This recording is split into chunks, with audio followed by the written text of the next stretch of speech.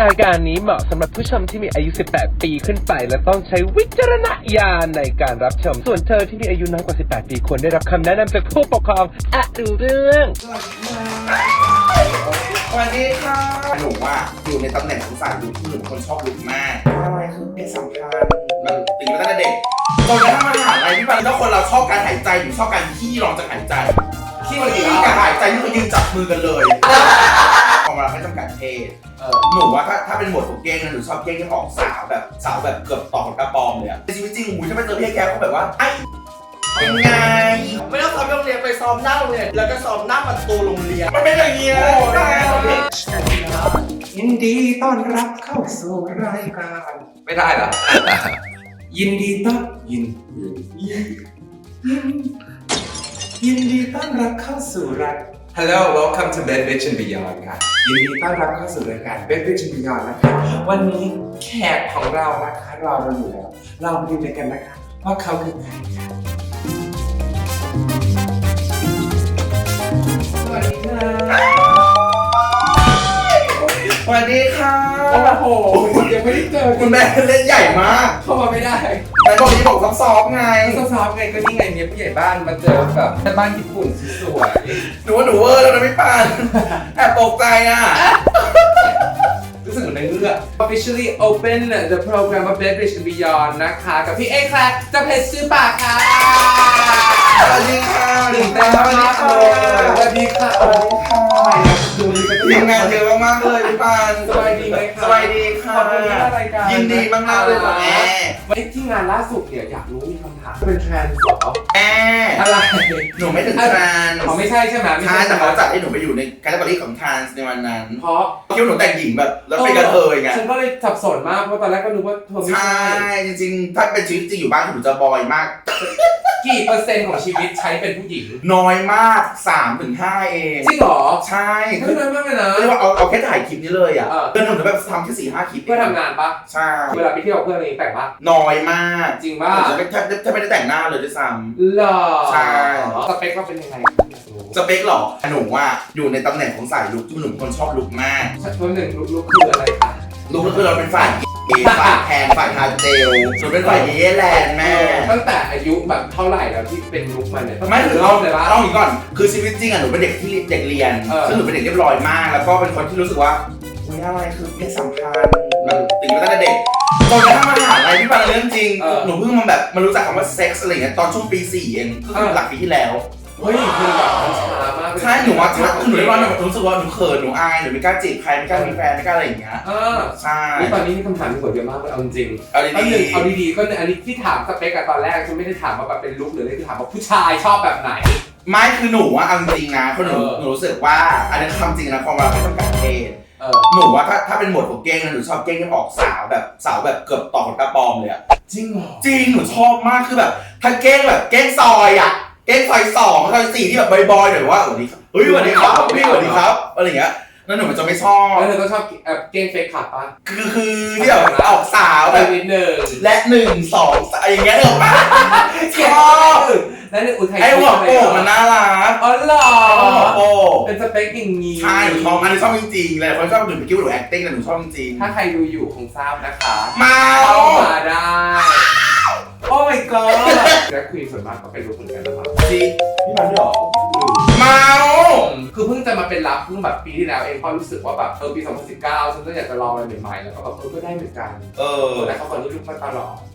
แล้วมันคือมีทางลับป่ะแม่ ไม่คือเอาจริงๆแล้วแต่คน มันเหนื่อยเหรอหรือว่าเราเจอคนที่แบบ มันไม่ใช่เหนื่อยอีบ้า คนที่แบบอยากรับเลยเห็นหน้าผมต้องพูน ไม่คือเอางี้ฉันเชื่อว่าเธอต้องเห็นด้วยกับจุดนี้คือเห็นคนไหนที่เขามีความเฟมินินสูงอะเราก็อยากเป็นผู้ชายจริงไหม อ่ะ เราอยากจะแบบเอาให้มันแบบรู้สึกแบบว่าเราแบบมาเป็นเมียกูอะไรอย่างเงี้ยมันมีโมเมนต์นั้นแต่ว่าถ้าเกิดคนไหนที่เรารู้สึกว่าเขาแบบมีความผู้ชายมากกว่าเราอะ ใช่ เรารู้สึกเราก็อยากจะโดนไม่แต่ว่าอยากถามแบบเคยเป็นรับป่ะ เคยสิแม่ตอนที่หนูว่า ได้ป่ะเมื่อกี้ ตอนที่หนูกำลังคุยกับตัวเองในใจว่าเราจะเป็นลูกหรือหลานลูกแต่เราก็ต้องลองก่อนทุกระดับอะไรอย่างเงี้ยแต่เอาจริงนะในเรื่องจริงนะก็คือคุณผู้ชมขาหนูเป็นคนที่ชอบการขี้มาก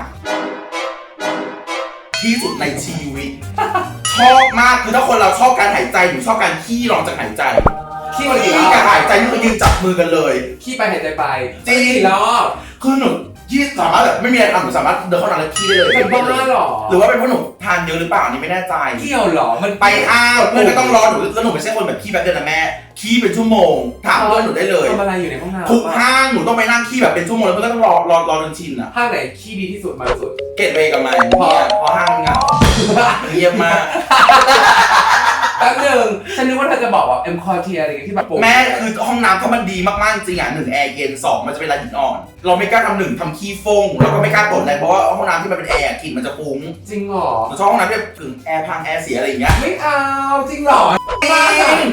แม่เราเป็นคนขี้เยอะขี้ในปริมาณเต็มถ้วยอ่ะ ระเบิดใช่ไหม อืม อุ๊ยแต่ฉันเป็นคนที่แบบเวลาอยู่โรงแรม5 ดาวจะชอบไปขี้เพราะเราจะได้รู้สึกว่าแบบ หรูหรา กูมาอยู่ที่นี่แล้วแบบ อ๋อถึงแล้ว วาว าง ง บบ อ อก ม แล้วมันก็จะ วางบอม1เริ่ม ไอ้เขาเรียกว่าอะไรวะแบบน้ำมันหอมๆแต่แบบมีที่ไหนที่ขี้ไม่ได้บ้างไหม ทุกที่ที่เป็นนั่งยองอ่ะผมก็นั่งยอง เหมือนกันเลยตบมือโอ้ไม่ก็ อ้าวพี่วันบอกก็ต้องนั่งยองได้ ไม่ฉันเป็นคนที่เกิดมาไม่เคยขี้นั่งยองเลยขี้คือมี ใช่คือหนูไม่รู้ว่ามันต้องยังไงอ่ะ ฉันทำไม่เป็นอ่ะ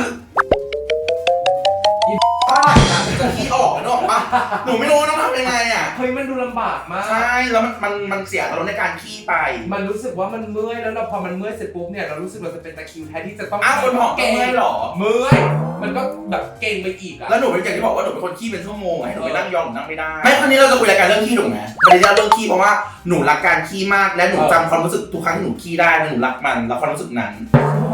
แล้วพอวันหนึ่งที่เราต้องไปรับอ่ะเชื่อไหมหนูแยกไม่ได้ว่านี่คือหนูกำลังเบ่งขี้หรือว่ากำลังเสียว ซึ่งหนูก็ปรึกษาเพื่อนหนูคนที่เป็นรับว่ามึงมันคือขี้ใช่ไหมมึงมันไม่ใช่ขี้ว่ามันนั่นคือความเสียวมันคือความที่สุดแล้วไม่ใช่ฉันตั้งความรู้สึกนี้ได้คือทุกครั้งที่มันมีการเข้าออกนั่นคือการขี้เข้าออกของฉัน แต่ว่าเธอมาถูกทางแล้วแหละที่เป็นลุคถ้าเกิดเธอคิดอย่างนี้ พี่ปานด้วยการออกสาวของหนูอะไรเงี้ยหนูก็เกรงใจพวกรับเอาตรงๆหนูก็ไม่ได้อยากเป็นลุครับก็เซ็ตแต่ว่าหนูมีความรู้สึกว่าถ้าหนูไม่เป็นรับหนูไม่มีความสุขในการมีเซ็ตครั้งนั้น ถ้าให้หนูไปนั่งเป็นให้หนูแบบเป็นคนรับนะให้หนูนั่ง2 ชั่วโมงยังดีกว่านึกออกปะมันไม่มีความสุขแค่นั้น ความรู้สึกว่าเวลาเราโดนเยแลนเนี่ย อ๋อ เรารู้สึกว่ามันอินแต่เวลาขี้อ่ะมันอ้าวหนูแยกไม่ได้คำว่ามันกำลังอินหรือมันกำลังบางทีอะจังหวะที่ไปอินเดียวอะอินเป็นไงอย่างนี้หรอวะอันนั้นเราก็โอเคแต่ว่าจังหวะที่เกิดมีการถอนเกิดขึ้นอะ ก็อยากให้เขาถอนออกมา แม่มันก็ต้องมีแบบมันต้องมีจังหวะที่แบบว่าเนื้อเราปุ๊บถอนออกมาปุ๊บแล้วปุ๊บเขาไม่หมายมันต้องมี ไม่ได้เราสามารถควบคุมได้สิ มันต้องมีแม่มันต้องเจอคนแบบดำแดงไทยบ้านอะไรอย่างเงี้ยเด้อปะมันต้องมีมันไม่ให้ปิดตลอดเวลามันต้องเราออกมาเจียวปะครับโอ้เขาไปใหม่อย่างเงี้ยต้องมีซึ่งจังหวะนี้มันเป็นจังหวะที่หนูแบบไม่มีความสุข โอเคได้ถ้าพูดถึงลุคเนี่ยท่าไหนคือท่าโปรดของเรา ด้วยความที่เราอ้วนอ่ะเราจะไม่สามารถแบบยากอะไรอย่างเงี้ยได้อ่ะหนูว่าท่าเบสิกมันเป็นอะไรที่แบบดีสุดแล้วอ่ะ เบสิกหลายคนแต่ละคนเบสิกไม่เหมือนกัน ไม่ต้องไปถึงกับขั้นระเบียงเลยที่อายคน หันหน้าเข้าที่กันหรือว่า หันหน้าเข้าเสียงหน้าเข้ามันต้องมีกระบวนการจูบการดูดปากการแบบไซคอเกิดขึ้นอะไรอย่างเงี้ย อันนี้คือสำคัญสำหรับเธอ สำคัญเองกับคนแล้วไม่ได้เองกับขอนไม้ที่เป็นนอนหันหลังเฉยมันก็ต้องมีการคุยพบปะเมาท์มอยกัน ที่แปลกที่สุดที่เคย แปลกหรอหนูว่าหนูไม่เคยแปลกเลยอ่ะ เล หนู ย เพิ่งมีเป็นหลักปีแม่มันยังไม่มีที่แปลก ครั้งแรกที่มีเพศสัมพันธ์ ปี 4ไม่ไกลเลยหลัก ผ่าน เดื ไป อน กี่ นึง ปี มา แล้วจริงเหรอ เพิ่งเรียนจบเองยังไม่ถึงปีเลย ถ้าธันวาเดี๋ยวปีนึงเรียนจบ แสดงว่าเอางี้นับได้ป่าวว่ากี่คนแล้ว 2 ทั้งหมดในชีวิต ใช่ ทำจริง น้อยมาก ไม่แต่วิธีการพูดอรรถรสอะไรอย่างเงี้ยคือเหมือนกับเธอรู้แล้วว่า หนูเล่าให้มันใหญ่ได้ เฮ้ยเหรอแล้วสองคนนี้นี่คือก็ไม่ได้คบเป็นแฟนด้วยก็คือแบบ เป็นแฟนค่ะระหว่างที่มีอ่ะเป็น เจอกันยังไง Facebook คือหนูชอบแบบตอนเล่นใน Facebook อะไรอย่างเงี้ยแล้วมันก็ได้จริงในยุคนั้น แสดงว่าสำหรับเธอนี่คือ Facebook คือเวิร์กที่สุดเพราะว่า1มันเห็นหน้าคือหนูเป็นคนรักการพูดมากพี่ปานแล้วหนูรู้สึกว่าการที่หนูจะแบบคบใครอ่ะคนจะต้องเป็นคนพูดเก่งเหมือนหนูต้องบอกว่าบางคนแบบหล่อมากหล่อหมดเลยอะไรอย่างเงี้ยทำไมเขาไม่เคยลงคลิปเลยวะแบบไม่มีคลิปเลยอ่ะ คลิปอะไรแบบคลิปใน Facebook ว่าคลิปพูดคลิปวันนี้ครับเลยไม่มีไลฟ์สดก็ไม่เคยอะไรอย่างเงี้ยอันนั้นหนูจะตัดช้อยไปเลยนะ จริงเหรอต้องการคนที่แบบทั้งถ้าแบบหน้าตาได้เลยทุกอย่างผ่านปุ๊บเห็นลักษณะการพูดของเขาอ่ะดีกว่าไม่เห็นเลยอ่ะเป็นเรื่องหุ่นเรื่องหน้าตามีอะไรเจาะจงบ้างปะไม่เจาะเลยคือสาวส่วนใหญ่ที่พวกสาวส่วนใหญ่จะแบบผิวขาวชมพูทีนี้เนี่ยก็ชอบอีกท้ายนึงคือท้ายของดำแดงไทยบ้านเลย2 คนนี้เป็นยังไงที่เคยมี คนหนึ่งดำแดงคนสองไอ้ผัวโป๊ก ได้ น่า หม รัก ดเลย ใช่ แล้วคนต่อไปอ่ะ ไอ้คนวนลูปอยู่แหละยังไม่ถึงขั้นแบบฝรั่งจ๋าอะไรอย่างเงี้ยยังไม่ถึง ละแฟนตาซีที่มีในหัวว่าวันหนึ่งเราอยากทำที่เรายังไม่ได้ทำอะไรที่รู้สึกว่ามันน่าจะฟินมากไม่ว่าอาจจะแบบบางคนรู้สึกอยากจะเอาดอบางคนอยากจะแบบแต่งตัวเป็นทหารหรืออะไรอย่างเงี้ย ไม่ชอบคอสตูมเพราะว่าอึดอัดร้อนแน่ๆ เกลียดการบอกไม่ชอบคอสตูมแต่ดูสิ่งที่ใส่อยู่ตอนนี้ ไม่เป็นไรว่า คนเลยอะ บางคนเขาต้องเป็นน้ำพิปานต้องใส่ชุดนางพยาบาลต้องอะไรอย่างเงี้ยแต่หนูไม่ชอบหนูอึดอัด จูบครั้งแรกเป็นยังไง ตื่นเต้น จูบที่ไหน ที่บ้านสิแม่บ้านเขาเห็นแต่ในหนังเนอกเขาทำกัน อันนั้นคือเป็นแฟนกันยังหรือเป็นเพื่อนกันอยู่แล้วแบบอะไรยังไง เป็นแฟนแล้วหนูเป็นคนต้องสังเกตในหนังในละครหนูก็รู้เลยว่าตอนที่แบบปักกลมจังหวะลิ้นมันต้องปึ๊บอะไรยังไงตวัดปุ๊บแปะโป๊ะอะไรยังไง มีด้วยหรอ แล้วก็สังเกตในหนังพอใครได้จูบกูก็เอาภาพที่เราจำเข้ามาใช้เลยริมฝีปากอื่นมันก็โอเลเนาะอะไรเงี้ยเวลาเราโดนอะไรเงี้ยตื่นเต้นตอนนั้นอะ ธรรมดาตอนเด็กๆเวลาเราซ้อมเราชอบซ้อมกับผักผลไม้อะไรอย่างเงี้ยมันเป็นของจริงๆอ่ะ ซ้อมยังไงอะ ก็เอาผักผลไม้มาแล้วก็อย่างเงี้ย เฮ้ย ไม่เคยหรอกับเพื่อนๆอ่ะเรารู้ ไม่ สึก เค ว่าย อยากรู้ว่าเวลาแบบการไปจีบเด็กอะแล้วที่แบบคุย ทำไงอยากรู้เรื่องนี้อยากรู้เหมือนกันเอาจริงเวลาเราคือแต่ละคนมันจะมีแบบกลเม็ดไม่เหมือนกันนะอยากรู้ว่ากลเม็ดของยูเวลาจีบอ่ะจะใช้ หนูไม่มีกลเม็ดแต่รู้สึกว่าคนที่เขาคุยกับหนูคือคนที่เขารู้จักหนูมันจะเริ่มไม่ได้คุยเยอะหรือเปล่าอะไรเงี้ยมันก็แบบว่าทักมาแล้วหนึ่งแค่กดไลน์ให้หนูเงี้ยรู้แล้วว่าหนูเข้ารอบอะไรอย่างเงี้ยทำลายอยู่อะไรอย่างเงี้ย เคยมีอะไรกับแฟนคลับป่ะ ไม่มีแม่เมา จะเชื่อละกันเคยมีเซ็กซ์โฟนไหมครับ มี เล่า คือหนูว่าเกิดทันในยุคของเขาเรียกว่าอะไรวะสีเขียวๆอ่ะที่เปิดกล้องอ่ะ แคมฟรอก แก้มกรอบหนูเกิดทันยุคตอนปลายจีโฟกายในห้องอะไรอย่างนั้นน่ะเสื้อไอดีหนูเด็กม .4 ยุคนั้นมันจะมีให้พิมพ์สเตตัสเข้าไปในห้องอ่ะว่าโฟนว่าเวท เวทคือ ไพรเวทคือในห้องมันจะเป็นห้องรวมคนเป็นหมื่นคนแล้วจะโพสว่าเด็กม .4 ครับอยากเวทอะไรอย่างเงี้ยคนก็ทักมาอะไรเงี้ยแต่ว่าถ้าเวทปุ๊บหนูแบบหนูไม่ชอบเวทเห็นหน้าเห็นอะไรนะอยากฟังแค่เสียง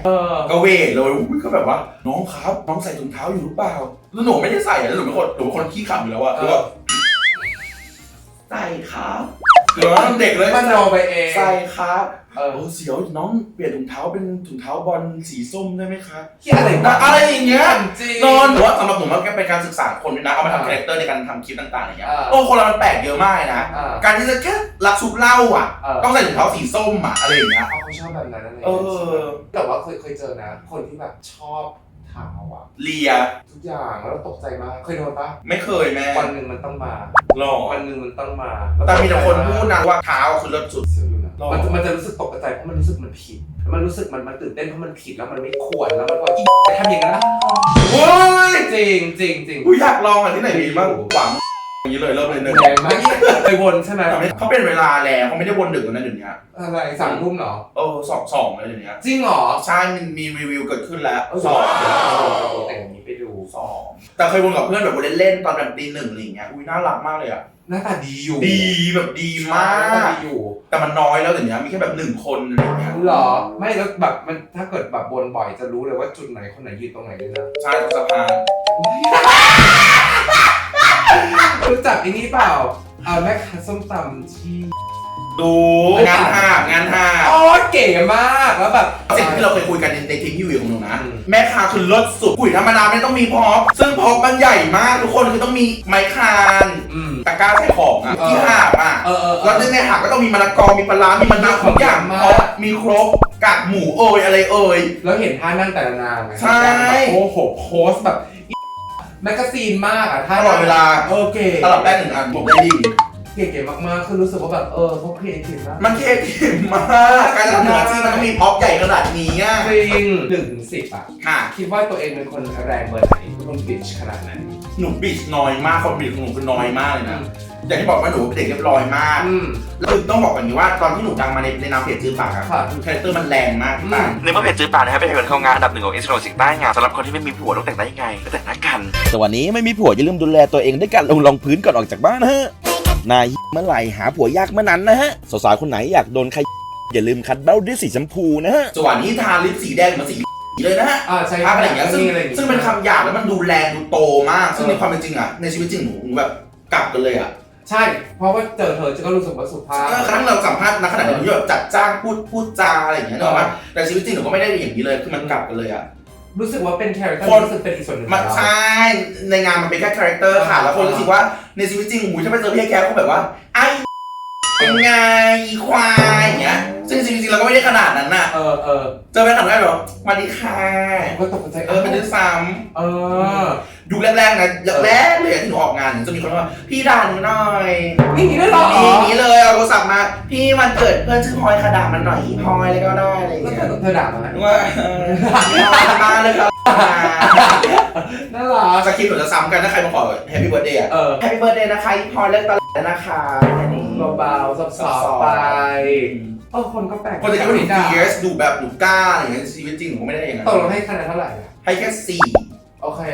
หนูคิดว่าคนอื่นมองได้เท่าไหร่ 4 9 ถึง 10 ใช่ไหม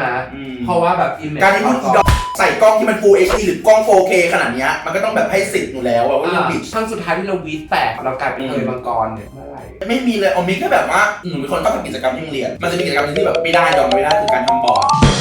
อะไรอ่ะ บอร์ดหลังห้องอ่ะบอร์ดความรู้อ่ะ อ่าก ระดาษสีต้องตัดให้มันตรงแปะกาวต้องแปะตั้งแต่จุดยันสุดขอบต้องเท่ากันแล้วก็เดี๋ยวมาปุ๊บจิกกันสั้นๆแปะหัวแปะมุมวีนแบบทุบต้นไม่ได้แปะนี้มันจะอยู่ได้ยังไงอะไรอย่างเงี้ยนั่นคือของหนูแล้ว ทำจริง โอ้เนิร์ดไหม นี่คือเนิร์ดที่สุดเรื่อง อะไรแบบเนี้ยหนูวีนอะไรอย่างเงี้ย อุ๊ยแปลกดี ไม่มีเลยแบบแก้บัวก็เลยตึกช้างยังไม่มี ครั้งสุดท้ายที่ใครวีนเราเนี่ยคือเรื่องอะไร ครั้งสุดท้ายที่โดนวีนเหรอแทบนึกไม่ออกเลยอ่ะ อุ๊ยชีวิตดีอ่ะ ไม่เพราะว่าหนูเป็นคนไม่คิดว่านั่นคือเขากำลังวีนหนู โอเค คิดไม่ทันไม่ได้ว่าหนูคิดไม่ทันหรือว่าหนูเป็นคนกวนตีนก็ไม่รู้นะพี่ปานเขากำลังด่าเนี่ยสิ่งที่หนูโฟกัสไม่ได้โฟกัสคำด่านะโฟกัสหน้าคนที่กำลังด่ามันตลกคนเราโมโหอ่ะตลกอ่ะถ้าแบบเราตัดเสียงในหัวทั้งหมดแล้วฟังดูแค่หน้ามันตลกอะไรเงี้ย เฮ้ยดี เราสมองอะไรอย่างเงี้ยกลุ่มหนูเป็นเหมือนกันหมดทั้งกลุ่มคือแบบว่าสมมติเจอมีคนด่าเราอย่างเงี้ยก็มองแต่สิ่งที่เรามองเขาทำอะไรมันตลกดีเนาะ มันย่นเนาะอะไร อะไรอย่างเงี้ยเขารู้ตัวไหมแบบตอนที่เขาสั่นอย่างเงี้ยอะไรอย่างเงี้ย เหมือนละครใบ เราจะมองอะไรกันอย่างงี้มากกว่า แฮนเดิลยังไงเวลาคนมาด่าอยู่ทางโซเชียลมีเดีย หนูชอบมั่นใจว่าหนูว่าเอาอยู่ จะทำยังไงความหมายเอาอยู่คือ แบบก็ด่ามันสิเราก็ไม่ได้สนใจเราไม่แคร์อยู่แล้วนึกออกปะแต่ถึง by the way แล้วพี่ปานแบบเวลาเราโดนทุกวันโดนคำเดิมๆซ้ำๆอ่ะสุดท้ายเราจะคิดอยู่ข้างในทั้งที่เราบอกกับตัวเองว่ามาไม่มีอะไรไม่เห็นคิดเลยไม่คิดมากแกพี่ปานไม่เป็นไรจริงๆอะไรเงี้ยแต่ในใจเราลึกๆมันรู้สึกเว้ยสำหรับหนูนะรู้สึกถึงขั้นทำให้ปีที่แล้วหนูหายไปทั้งปีเลยไม่ทำเลยเลย คำไหนที่เรารู้สึกว่ามัน affect เรา ต้องเล่าอีกก่อนว่า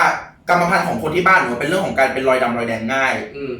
โดนยุงกัดเห็นปะคือมันจะเป็นอย่างเงี้ยเป็นปีๆพี่ปันซึ่งเช่นเดียวกันถ้าสมมติว่าพี่ปันเจ็บตรงเนี้ยมันจะเป็นสิวอะของพี่ปันคือแค่เจ็บทายาได้ถ้าวันหนึ่งมันหายก็คือหายใช่ไหมสรุปปุ๊บแค่เจ็บปุ๊บขึ้นรอยดำเลยอะไรอย่างเงี้ยซึ่งมันก็เป็นอะไรที่หนูพยายามอธิบายหลายครั้งว่าหนูเป็นกรรมพันธุ์ในเรื่องของตรงนี้อะไรอย่างเงี้ยค่ะซึ่งหลายๆคนไม่เข้าใจหนูเป็นบิวตี้บล็อกเกอร์สิ่งหนึ่งที่เราต้องทำคือไม่ใช่แค่รีวิวเครื่องสำอางหนึ่งในนั้นต้องมีของเรื่องของสกินแคร์หน้าเป็นสิวทำไมแบรนด์ยังกล้าจ้างมันเนาะสมมติว่าคลิปนี้หนูพูดเรื่องของไวท์เทนนิ่งเรื่องความแบบกระจ่างใสสมมตินะเราไม่ได้พูดเรื่องสิวนะซึ่งในคลิปนั้นไม่มีสิวแต่บังเอิญหน้าหนูเป็นกรรมพันธุ์ที่มันเป็นรอยดำรอยแดงก็จะมาแล้วแบบว่าสงสารแบรนด์เนาะแบรนด์ก็แบรนด์ใหญ่ทำไมไปจ้างกระเทยอ้วนนี่อะไรอย่างเงี้ยอะไรประมาณแบบเนี้ยมันก็โดนอะไรอย่างเงี้ยซึ่งแต่ก่อนนั้นยุคแรกๆหนูทำหนูก็จะเอ้ยเขาพูดเล่นมั้งอะไรอย่างเงี้ยหนูคิดว่าหนูเอาอยู่กับเขาพูดแบบเนี้ยพอนับวันที่หนูต้องเจอต้องอะไรทุกครั้งเจอปุ๊บจะไปจะมาปุ๊บข้างในมันเจ็บมากๆแบบมันจนไม่อยากทำอะไรอ่ะก็ แล้วเราพักไปชุบไปนานขนาดไหนครับ ปีนึงค่ะ ปีนึงเลยแต่ในระหว่างปีนึงคือเราไม่หยุดถ่ายคลิปนะยังถ่ายคลิปอยู่แต่ก็แบบไม่กล้าจะลงกลัวลงแล้วไปเจอคอมเมนต์อะไรอย่างเงี้ยเอาไม่อยู่แล้วอัฟเฟกขนาดนั้น ใช่มันเอาไม่อยู่แล้วทำไมรู้สึกกับแบบอยู่ดีๆมันมีอะไรเปลี่ยนที่แบบเรากลับมาแล้วอะเรารักในการทำสิ่งนี้เราจะไปสนใจคนพวกนี้ทำไมในความคิดหนูนะพอมกราปุ๊บบอกเพื่อนทุกคนว่าโอเคปีนี้จะกลับมาทำคลิปก็ทำเลยเลิศดีซึ่งคลิปแรกของปีหนูจะไปทำที่โรงเรียนย้อนกลับไปเป็นที่มันสบายใจอ่ะดีในกลุ่มเป็นแบบตัวทนใครดิชที่สุดนี่เลยค่ะมันมาพอดีเลยอยากสั่งนั่งไหมเอาสิอีเนี่ยคือตัวตีในกลุ่มเลยตัวตีคือมันคือหัวหน้ากลุ่มเลยครับพี่ปานที่ชื่อกะทิจากเพจแกงค่ะสวัสดีค่ะเชิญเลยค่ะกะทินะคะทำไมคนถึงบอกว่าเธอเป็นตัวตีเป็นพนักเรียนพนักเรียนธรรมดามันน่าจะแบบคอนโทรลกันไม่ค่ะไม่ใช่เหรอสิ่งที่แสบที่สุดที่เคยทำที่โรงเรียนอะมีครั้งตอนม.4 คือจะมีสนามวอลเลย์ก็คือพวกหนูก็ซ้อมเต้นกันปกติซ้อมเล่ตอนนั้นอาจารย์ก็เดินมาบอกเอ้ยกะทิเธอขยับไปหน่อยนะเดี๋ยวครูจะขอเล่นวอลเลย์หน่อยครึ่งสนามก็ให้อาจารย์ไปหนูก็ซ้อมเต้นไปเต้นมาอีนักเล่นวอลเลย์เขาก็ปั๊บใส่เด็กหนูปุ๊บหนูก็มองหน้าเด็กตั้งการ์ดอยู่แม่เด็กตั้งการ์ดอยู่มันทำอะไรไม่ได้แล้วก็โป๊ะมันไม่รู้ตัวหนูว่า ทุกคนเก็บไม่ต้องซ้อมตรงนี้โต๊ะเก็บให้หมดหนูหยิบกระติกคุยเข้าไปในสนามเลย เขาไม่อยากมันเป็นอย่างเงี้ย ไม่ต้องซ้อมโรงเรียนไปซ้อมหน้าโรงเรียนแล้วก็ซ้อมหน้าประตูโรงเรียน ถนนนะมันเป็นอย่างเงี้ย โอ้ เปล่า ดูเวลาแบบเวลาชนแล้วเป็นคนน่ากลัวมากเลยอะ น่ากลัว เรารู้สึกว่าเราคามลงไหมเราแบบเราเบาลงไหมตอนนี้เราซอฟต์ลงไหมคือเหมือนเดิม คือตอนเนี้ยซอฟต์ลงแบบเยอะแบบครึ่งหนึ่งเลยอะ อ่า แล้วเราเคยดูในสิ่งที่ตัวเองโพสต์ใน Facebook อันเก่าก็ดูแล้วไม่น่าคบกับตัวเองในตอนนั้นเลยอะแบบคนรอบข้างน่าจะเกลียดเรามาก วันหนึ่งเวลาที่เราตุยไปเนี่ย เราอยากให้คนจำเราเป็นยังไง คือหนูไม่อยากให้คนจำว่าหนูเป็นแบบเป็นคนเฟียสคนแรง หนูอยากจะให้คนจำหนูมากกว่าว่าเนี่ยว่าหนูมีอะไรดีๆกับสังคมบ้าง อยากทำให้มันจริงจังเช่นการพูดเรื่องเอดส์ สวัสดีค่ะเอ็กซ์แบร์ค่ะจากเพจจือปากค่ะแล้วก็เพจที่หวีไปที่หวีมาค่ะ ถ้าคุณมีความคิดที่แบบอุ๊ยเรารักกันมีเพศสัมพันธ์กับคนแปลกหน้าอะไรอย่างเงี้ยเราก็ต้องกล้าที่จะไปตรวจเลือดถ้าคุณตรวจทันก็จะรักษาได้ทันหรือว่าถ้าคุณรู้วิธีการป้องกันก่อนคุณก็อาจจะไม่ได้ติดเชื้อ HIV ก็ได้ค่ะดีที่ตัวเองได้มีโอกาสไปพูดเชิญชวนทุกคนรู้จักการป้องกันการเตรียมตัวกันให้พร้อมต่อการมีเพศสัมพันธ์อะไรอย่างเงี้ย แบบถุงยางแพมอะไรพวกนี้เนาะ ใช่ต่างๆแล้วก็เป็นหนึ่งในกลุ่มชอบรักการมีเพศสัมพันธ์มากคือพี่ปานถามหนูในจำนวนหน่วยที่เป็นคนหนูเลยบอกได้ว่าแค่2พี่ปานไม่ถามหนูว่าเป็นครั้ง ถ้าเป็นครั้ง ถ้าเป็นครั้งคือนับไม่ถ้วน คุ้มมากอะบอกเลย หนูทำโครงการแบบนี้ในโรงเรียนอะไรอย่างเงี้ยพอทุกวันนี้กระบอกเสียงของเรากระบอกเนี้ยมันใหญ่ขึ้นกว่าตอนเราเป็นเด็กด้วยซ้ำอะไรอย่างเงี้ยหนูอยากทำอย่างเงี้ยให้มันจริงจังอ่ะอันนั้นคือสิ่งที่หนูอยากให้สังคมมองหนูเป็นแบบนี้ไม่ใช่ว่าแบบอีกระเทยอ้วนแต่งหน้าหรออะไรอย่างเงี้ยไม่อยากให้คนทำแบบนั้น แต่เชื่อว่าหลายๆคนน่ะได้ความสุขจากการดูคลิปเธอด้วยแล้วก็ได้ ก็จริง ด้วย ใช่ นะบางครั้งมันเหมือนกับมันเป็นยาที่แบบดีมากนะเวลาเขาเศร้าอยู่แล้วเขาได้มาดูคลิปอะไรอย่างเงี้ยแล้วแบบมันทำให้วันเขาแบบ bright ขึ้น ใช่บางทีหนูเจอคอมเมนต์ประมาณนั้นหนูดีใจมากๆเลยนะ เนาะแล้วยูล่ะรู้สึกว่าอยากถูกจำแบบไหน คือหนูเป็นคนที่แสดงออกมาแรงอยู่แล้วอันนี้ในตัวเพจหนูก็ดูแรงอยู่ด้วยแต่ว่าตอนนี้พยายามจะปรับตัวเองให้รู้สึกว่าให้มันน่ารักขึ้นเรื่อยๆอย่างเงี้ยค่ะก็พยายามอยู่แล้วชอบใช้คำว่าพยายาม พยายามอยู่ ใช่พยายามอยู่ คำที่ให้อธิบายว่าแบบมันคือตัวเราที่นิยามตัวเราที่ใครเป็นคนอย่างนี้นะมีปึ๊บ ของหนู ได้แค่3 คำพอ มาสาย มาสายชอบขำตลก โอเคมีอะไรที่อยากทำที่ยังไม่ได้ทำไหมคะ ยังอยากทำอยู่นะวันนี้ยังอยากทำอยากเป็นหมอ จริงเหรอหมออะไร เป็นหมอรักษาคนเลยอ่ะหมอทั่วไปอ่ะ อ๋อเหรอ พอหนูโตมาหนูเรียนวิทยาจริงๆอ่ะหนูชอบวิทยามากๆนะที่หนูเลือกเรียนอ่ะแต่พอหนูมาวิเคราะห์ตัวเองแล้วว่าคาแรคเตอร์เราไม่ใช่หมอแล้วคนใครเริ่มมาแบบจะตายอ่ะยายอีออดพูดไปเล่นมาเล่าต่างมากเห็นน้องอีออดกับเพื่อนอย่างเงี้ยผมเป็นแม่ต้องเป็นหมออ่ะหมอคะคือหนูแบบเจ็บอวัยวะโดนพูดหนูคงเป็นหมอแบบเนี้ย ทำงานเลยค่ะ แล้วก็อย่าลืมติดตามนะคะเพจจีปากนะคะแล้วก็เพจที่หวีไปที่หวีมานะคะแล้วก็อย่าลืมอุดหนุนนะคะแบรนด์เครื่องสำอางนะคะแบรนด์ชีคอสเมติกส์ด้วยนะคะ ส่วนหนูนะคะกำลังทำเพจแกงนะครับก็คือเป็นคลิปกับรูปภาพตลกๆนะคะก็ไปติดตามกันได้นะคะ เลิศมาก วันนี้ยังไงก็ขอบคุณสถานที่ Oriental Chinatown นะคะแล้ว Speak Out นะคะ ขอบคุณพี่เอแคร์นะคะวันนี้ค่ะขอบคุณมากนะคะอย่าลืมกดไลค์กดแชร์กด subscribe เข้ามาดูนะคะว่าแขกต่อไปจะเป็นใครในเอพิโซดหน้าของ Netflix ชมกันค่ะ ขอบคุณนะคะพี่ฟ้า ระหว่างเรื่อง Speak Out นี่ก็แบบน้อยคนนะที่กล้าพูดเรื่องนี้จริงๆนะไม่เราอยู่มีกล่องเสียงด้วยแล้วปันรู้สึกว่า เพื่อนผมได้ด้วยนะคันอ่ะ อันนี้คือเพื่อ ทำได้หมดทุกอย่างนอกจากการพูดเรื่องเอกหรือ ไม่คือแบบมันน้อยนะที่คนจะกล้าพูดเรื่องนี้แล้วมันเป็นสิ่งที่ดีที่เราพูดแล้วเขาจะได้รู้ว่ามันไม่ใช่สิ่งที่น่ากลัวหมดภาพพอดีๆที่กำลังคิดว่าแบบมีอยู่เลยอ่ะ